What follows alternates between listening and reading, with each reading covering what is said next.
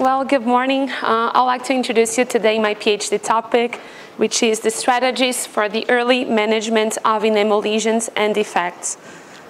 So my name is Bianca Golzio, and my vision is to translate clinical problems into high-level science, and my mission is to truly bring to clinical practice the possibilities of non-invasive approaches for dental enamel problems. In order to achieve this mission, these projects are my current specific goals, and I will further explain them. So my first project is about the efficacy of CPP-ACP on remineralization of white spot lesions compared to fluoride alone. So our manuscript is finished, and it was submitted to the Caries Research Journal, and we are waiting for their revision. So just so you can have a quick background, until the 90s, there was a reduction of 90% in caries experience, especially in high-income countries, after there was a widespread use of the fluoridated toothpaste. Despite of this, according to Global Burden of Diseases, untreated dental caries is still the most common health condition, affecting over 2.3 billion people. Therefore, we still need to develop and find other agents that can aid and improve the efficacy of fluoride, especially on preventing and reverting the early caries lesions. So CPP-ACP is a product that is used for that. It is derived from the protein, milk protein casein. It offers no harm, and study shows that it can reduce up to 58% of lesion area after 4 weeks of use. Therefore, our aim is to evaluate the remineralization efficacy of the combination of CPP-ACP and fluoride versus fluoride alone. Our question is if this combination is in fact more effective than fluoride alone, and this is our PICO frame, where our population targeted are patients with these white spot lesions, where we are comparing the CPP-ACP agents plus fluorides versus fluoride, and the outcomes that we are analyzing are the remineralization efficacy, mainly through KLF and LF. So our first hypothesis is that these combinations was more effective than using fluoride alone. So we did a systematic search in the 3 main databases, and we were left with 15 studies for our meta-analysis or statistical analysis. So before our results, just a quick overview on the 2 outcomes that we used. So we used laser fluorescence, mainly with Diagnodent, which is a device that collects the fluorescence from bacterial byproducts and puts in a scale from 0 to 99 regarding the caries severity. On the other hand, the KLF is a device that uses an intraoral camera, as we can see in this picture, connected to a blue light. They take a picture, as we can see in the right side, and they collect the fluorescence from the lesions, and through a software they can have the values for the fluorescence loss in percentage, and also the values for the area of the lesion in millimeters.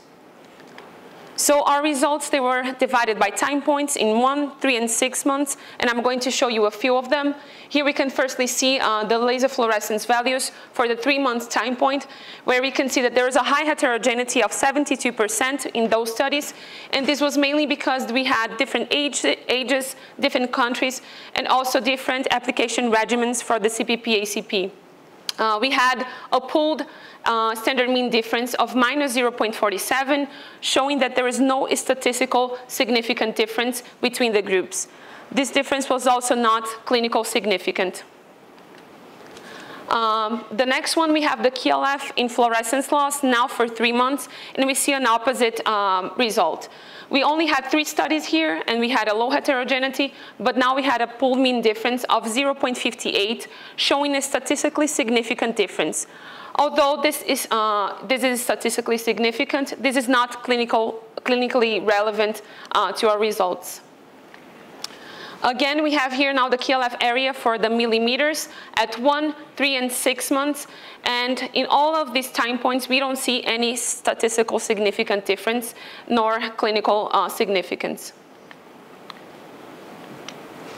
And finally, for our secondary outcome, we had an evaluation of the area lesion change at 1, 3, and 6 months. And in 1 and 3 months, we could see no statistical significance, while in the 6 months, we could see a statistical significance now favoring the CPP-ACP group. But this is also not clinical relevant.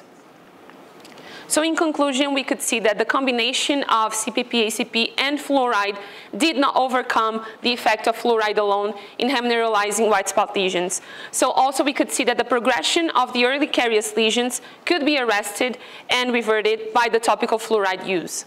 So for practice, we could say that this combination has very little beneficial effect, if any, over the fluoride-induced hemorrhagization, and also that the daily use of fluoridated toothpaste provides hemorrhagization of these early carious lesions. For research, further large sample studies are needed with a longer follow-up time, following a more consistent methodology are needed, and also the development of products besides the CPP-ACP that can truly bring more robust hemorrhagization effects. So as a summary, our main strength is that we use only RCTs. We did our analysis by time points, and we subgrouped when it was possible regarding the type of CPP-ACP. We also measured the difference between the baseline and time points, and our main limitations were the short follow-up time, the low number of studies in patients, and also the high heterogeneity of those CPP-ACP studies. For our second topic, we have the strategies for the management of hypersensitivity and hemorrhagization of teeth affected by MIH.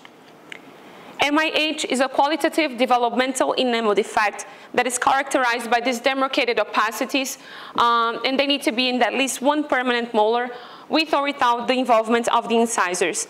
And it ranges a lot from severity and also from color, as we can see in those pictures. MIH currently has a global prevalence of 12.9%, and due to the poor quality of this enamel, it is often associated with a lot of complications. For example, pain, hypersensitivity, difficulty in anesthesia, posterior optic breakdown, and can even lead up to tooth loss. Therefore, there's still no standard preventive approach for these MIH complications, and we need to understand the evidence base for the available options. So our aim is to understand which strategy is more effective on increasing this mineral content and also reducing the hypersensitivity on those patients. So our question is if there is a difference in the efficacy of these strategies used in hemorrhagization and hypersensitivity. And for our PICO, our patients are the patients with MIH, and our intervention and comparison groups, they will all be the same, and they will be paired with each other. With CPP-ACP as an example of intervention, fluoride varnish, arginine and calcium carbonate paste, and also low-level laser therapy as well. For the outcomes, we will use hemorrhagization through KLF and LF, and also sensitivity scales. So our main clinical implication is that throughout this study, we can improve the managing on patients' treatment and also prevent MIH complications that I have mentioned before. So we have done this systematic search in these three main databases, and we are currently under the prospective registration, and we should follow this timeline to finish the project. So this is our summary of our submission date. So I have submitted the first project, and we plan to finish the second one by August. I'd like to thank you for your attention and leave you with this quote today. Thank you very much. So actually, I just want to highlight something on a figure, because as I've seen in one of your figures, there was a really great weight of study with about more than 70%, and the other two has 10 or less weight. This means that I would not trust in this kind of analysis too much, because technically the information's greater part is only just from one study. And therefore this might bias the heterogeneity study as well. Mm-hmm. This is what I just want to mention. Thank you for your comment. This is true. We have a problem of having a low number of studies, so any characteristic of one study could pull their weight up, and so we don't have a very clear view on what really happened. Thank you very much. Thank you for your great presentation. I would like to have just one question regarding your second topic. Do you plan to make diagnostic accuracy outcome measurement as well, not only specificity but sensitivity, accuracy, and so on? Okay, thank you for your question. Actually, we're not diagnosing here any tests. So the sensitivity that I mentioned is about the hypersensitivity, so the feeling of pain. So that was, it was the SCAS and the VAS scale. Okay, thank you. It's rather interesting, the CPP-ACP. In vitro, it has a remineralization effect. I wonder, what would you think? Can you replace fluoride in the toothpaste for this compound?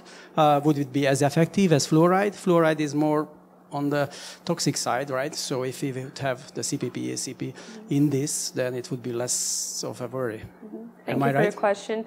Actually, CPP-ACP's action depends on fluoride as well. So it is like a booster, I would say. So it gives more calcium phosphate that is free. So in theory, fluoride can be absorbed to the surface. And that's why the hemorrhagization happens. So what we actually showed with these results is that this booster of calcium and phosphate is not enough to provide more hemorrhagization than fluoride only. So what we can see from these results at least, what we have today, is that the CPP-ACP did not provide anything superior to what fluoride already does by itself, with the calcium phosphate that is already available in saliva, for example.